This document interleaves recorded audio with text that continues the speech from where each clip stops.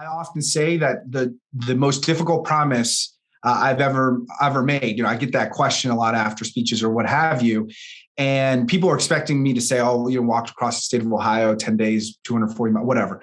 That's not true. You know what the hardest promises are?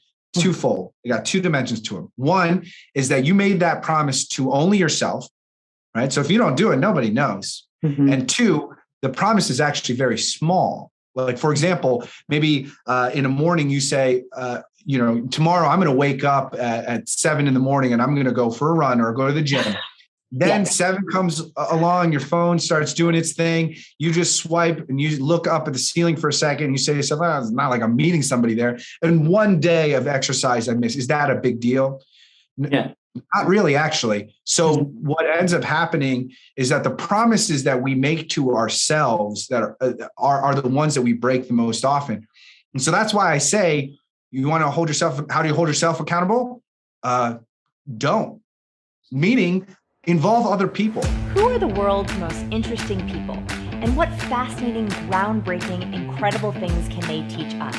In this new series, I leave our Science of People lab to interview my favorite authors, experts, and celebrities for them to share their best people hacks, social skills, and stories. And let me tell you, they have some juicy tips. This is a new series I'm calling The World's Most Interesting People. Hello, YouTube friends. Today, we are talking about promises. I am so happy to have Alex Sheen on the channel. Let me tell you about Alex. Alex has been sharing the importance of a promise with people around the world. He's the founder of Because I Said I Would, a social movement and nonprofit dedicated to the betterment of humanity through promises made and kept. Beautiful. He's someone who truly honors commitment. Alex once walked over 240 miles across the entire state of Ohio in 10 days to fulfill a promise.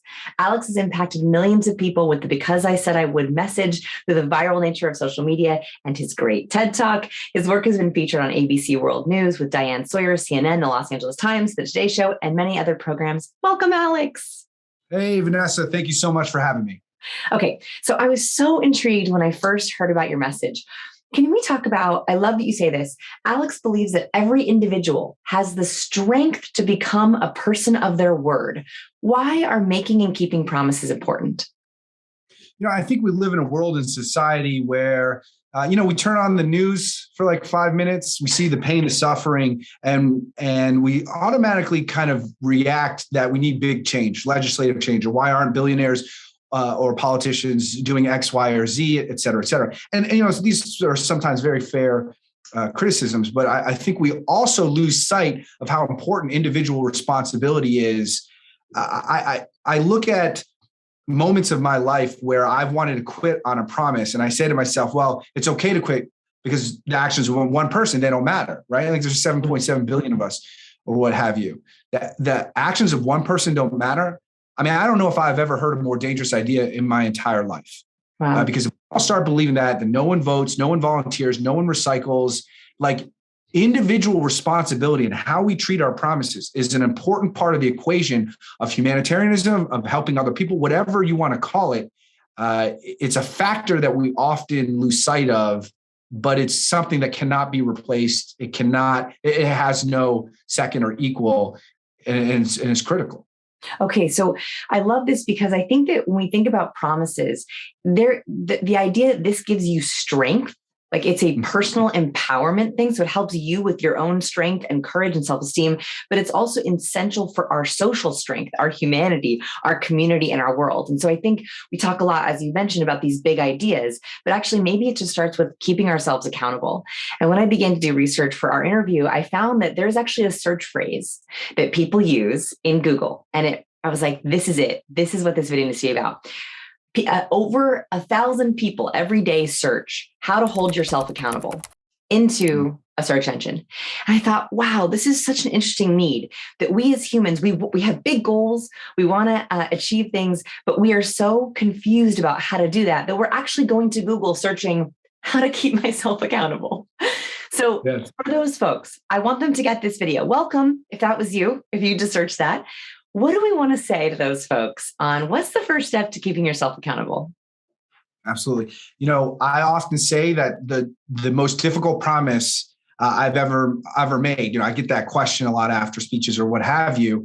And people are expecting me to say, oh, walked across the state of Ohio, 10 days, 240 miles, whatever. That's not true. You know what the hardest promises are? Twofold. They got two dimensions to them. One is that you made that promise to only yourself, right? So if you don't do it, nobody knows. Mm-hmm. And two, the promise is actually very small. Like, for example, maybe in the morning you say, tomorrow I'm going to wake up at 7 a.m. and I'm going to go for a run or go to the gym. Then 7 comes along, your phone starts doing its thing. You just swipe and you look up at the ceiling for a second. And you say to yourself, oh, it's not like I'm meeting somebody there. And one day of exercise I miss. Is that a big deal? Yeah. Not really, actually. So what ends up happening is that the promises that we make to ourselves that are the ones that we break the most often. And so that's why I say, you want to hold yourself. How do you hold yourself accountable? Don't. Meaning, involve other people. There is, I believe, a very significant biological reason why accountability doesn't work just by yourself. Think about human beings as a tribal species. Like literally, we are too physically soft and sensitive to survive alone. Almost like a wolf pack, right? You need others to take down what is going to fuel you, right? So you've got a tribal species that works together. And so there are thoughts of how humans have come along, not only socially, but maybe from an evolution perspective, where if you said something or did something that the tribe did not like, what did they do? Thousands of years, you go over there. You're out of here. Yeah. We're here now, and you got to survive on your own. Well, you roll back the clock long enough, and if you even simply break or roll your ankle or hurt yourself in a small way, you cannot take care of yourself, can't feed yourself, can't shelter yourself, and you simply perish. So the thought here being that we became very sensitive to what other people think of us, not just from some kind of weird social thing that had no function, but because it actually kept us alive. It kept us in the group. That's why perhaps the first fear when surveyed Americans, they say it's public speaking, right? Because you might say something that gets you casted out. So what I say is instead of searching, how do I hold myself accountable? Just forget about holding yourself accountable. Have others hold you accountable. Your best friend, your friend from college, your mom, your grandma that you call every week. These people care about you. They want to see you succeed. And so if you were to say, hey, I'm kind of struggling with my diet a little bit. Can I just when we're talking every week, can I just 5 minutes, you ask me a couple questions and just keep me on track? Would that be all right? 100% are going to say yes. So that's what I would say. Okay. So I want to break this down to action steps for folks. So first, think about what is the thing you're trying to keep yourself accountable on, right? So what is that thing? So for me, I will use a real example. I am trying so hard, Alex, this is my big goal. And now I'm going to publicly say it and I'm going to ask for help, which is, I am trying to not check my email first thing in the morning. Mm-hmm.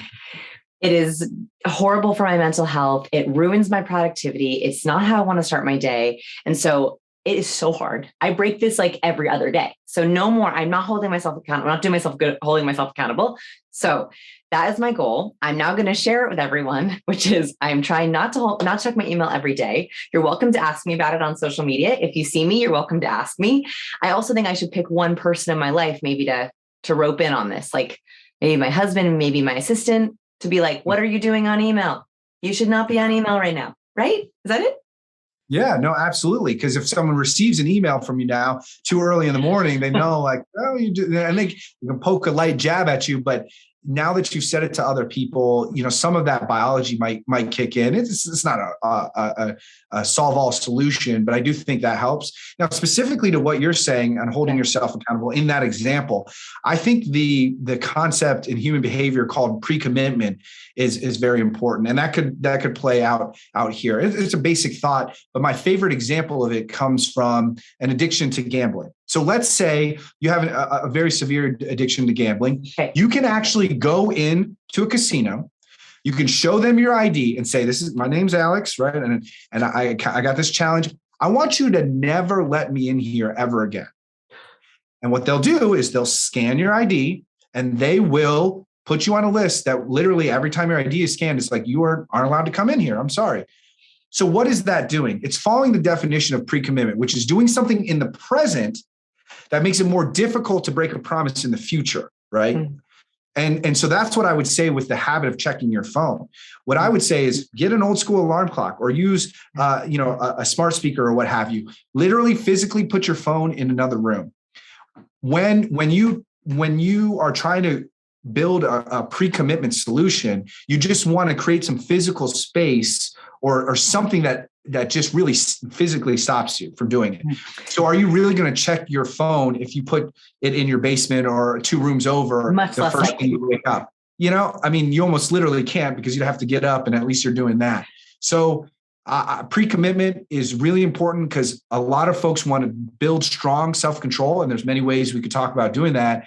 But sometimes avoiding self-control by using pre-commitment is a better solution. Okay, so 1, announce it or find a person you can talk to. Second step, actually, you mentioned very briefly, which is tell them the questions you want to be asked, which I think is also important, right? Like, I know that I do better with playful, right? Like if someone's like, how dare you be on email this early? I'm like, ooh, like if someone's like, Vanessa, what are you doing on your email? Right. I do better. So I can instruct the people. So you should think about what questions do you want them to ask? Do you want them to be harsh? I mean, some people do a little better with tough love, or do you want them to be playful? And then the third one is pre-commitment. So can you make it harder? Like, I was actually thinking that maybe I should just let my phone run out of battery.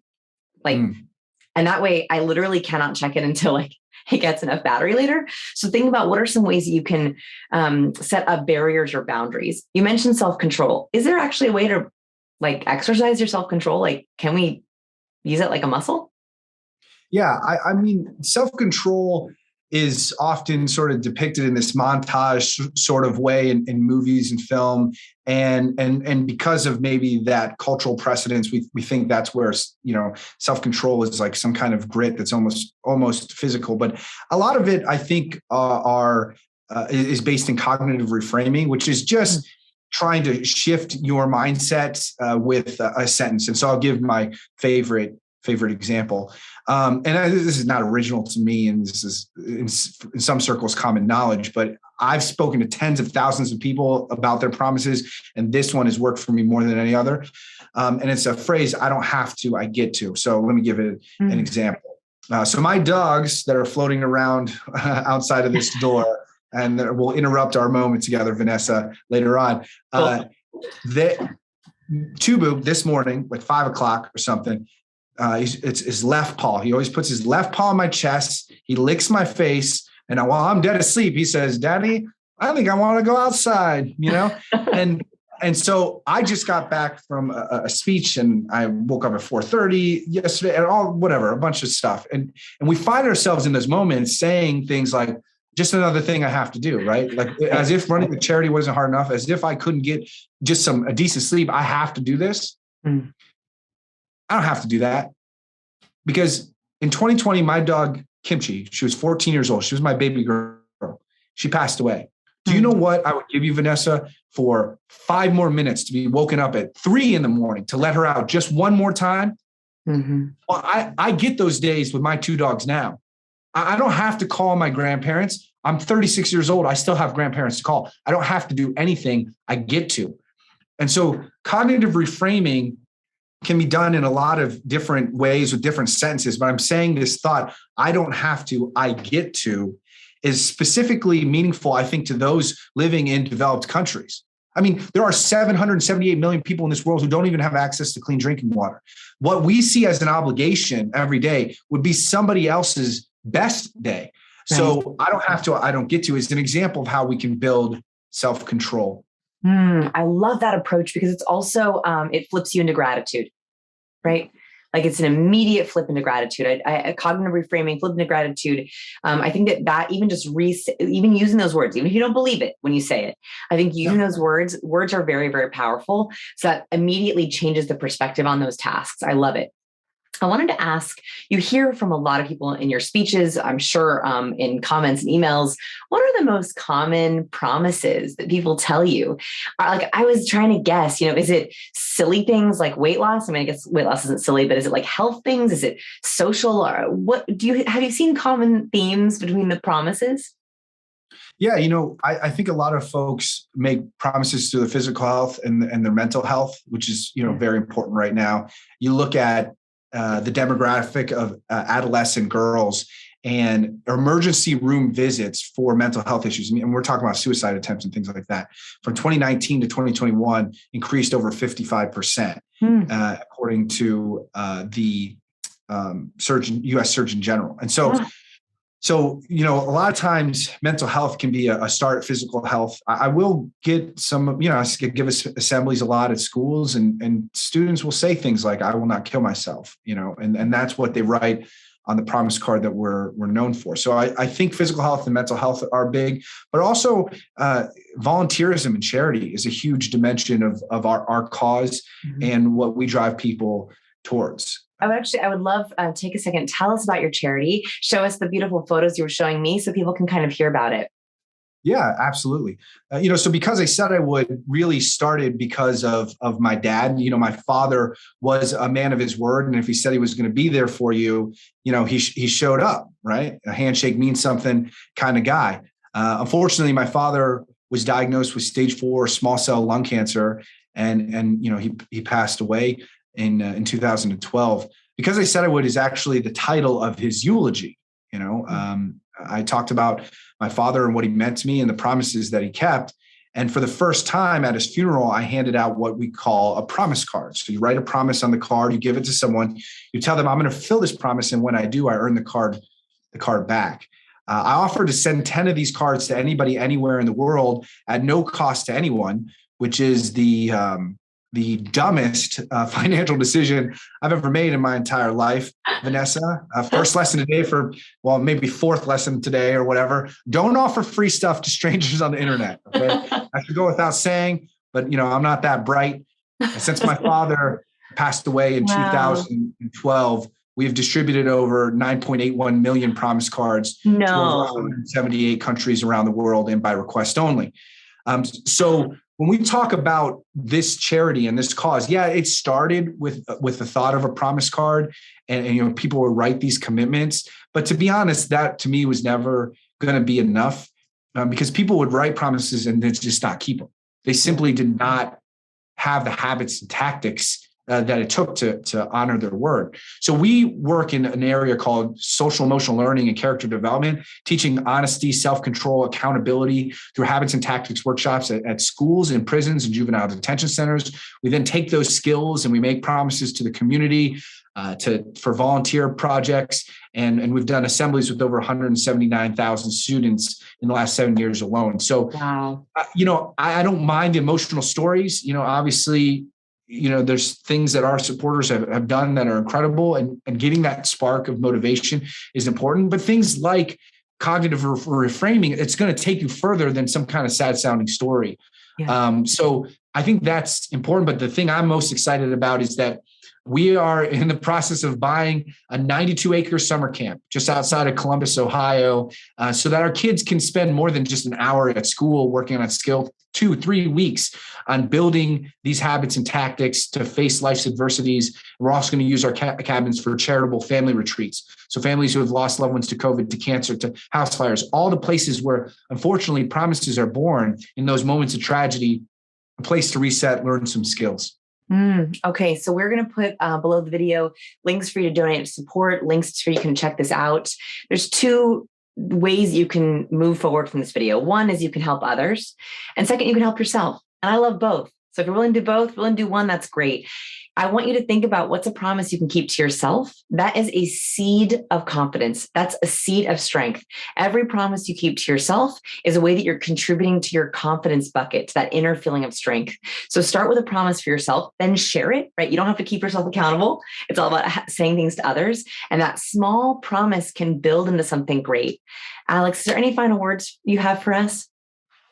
Well, if anybody needs promise cards, I'm still mailing these for free anywhere around the world. Go to becauseIsaidIwould.org/request cards, and they'll be shipped to you. Obviously the charity would love support and blah, blah, blah. Of course, you would expect me to say that. But at the end of the day, the most important thing about this cause is the promises that you keep. Because my dad, he's gone forever. I've come to accept that. But Vanessa, me, you, and everyone seeing this, we're still here. And we may not all come from the greatest of families or the wealthiest of resources. We may not have achieved the highest levels of education, but each and every one of you and me were born with the ability to make and keep a promise, one step at a time, becoming a stronger version of ourselves. Well, on that amazing note, thank you so much for watching. Go make a promise and keep it. Thank you so much, Alex. Thanks, Vanessa. Don't forget to check out all of these goodies.